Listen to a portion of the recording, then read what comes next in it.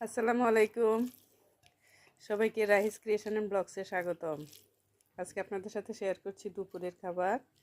দেখুন, আজকে দুপুরের খাবারে আছে সালাদ, গরু মাংস এবং ডাল।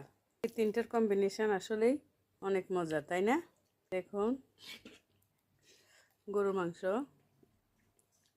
সাথে নিয়েছি ডাল। আমার কাছে এই তিনটে মিলিয়ে খেতে অনেক মজা লাগে। আপনাদের কেমন লাগে? সাথে নিয়েছি আচার এবং আচারের রসুন।